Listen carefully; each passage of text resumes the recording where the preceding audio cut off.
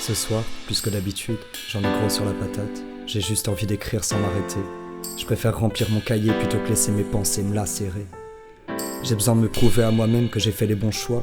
Besoin de voir que mon bic saigne pour voir plus loin que le bout de mon doigt. À la recherche de paix intérieure, si loin du cœur le bonheur me fuit, c'est en douceur que le malheur me nuit.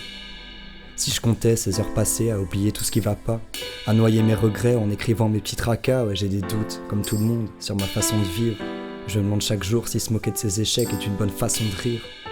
Mais les mêmes journées tournent en boucle, comme la plupart de mes 16. Les mêmes rimes, les mêmes courbes, tout oscille sans cesse. Alors j'évacue mes peurs, grâce à ces couplets sans thème. Si on me disait, choisis une fleur, je prendrais la chrysanthème. Pour la mort de l'âme, pour le sort d'une larme, et je voudrais la fille sans gêne, pour l'essor d'une flamme.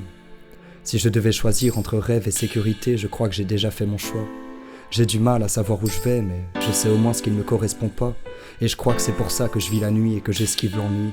Quand je vois ces gens nuire, ces peuples se faire anéantir.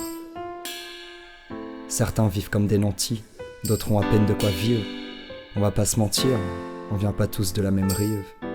Et moi je divague, le soir, le corps encrassé par les tafs. J'ai l'esprit perdu dans mes phases et tous les sens en extase. Et quand j'écris, c'est les paroles les plus sincères que je lâche. C'est les aveux les plus complets que je gratte. Et puis tout ça, c'est rien qu'un carnet de notes. C'est des observations parfois sans queue ni tête.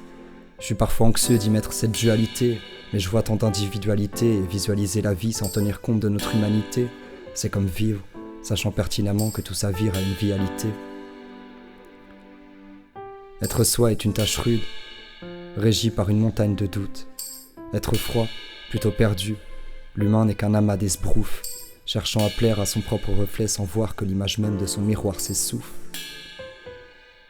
Animé par la peur de l'autre, de soi, habité par l'idée de devoir être un autre soi, on s'oublie au détriment d'une spiritualité perdue, d'une animosité parfois perçue comme naturelle.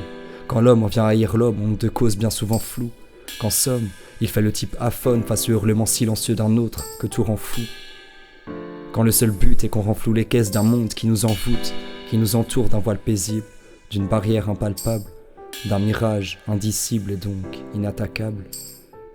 Et après tout, le monde qu'on cherche, il est accessible, et ça, sans se percher loin de la routine. Il est devant nos yeux. Il faut juste trouver la force, il faut viser les cieux et en atteindre la porte.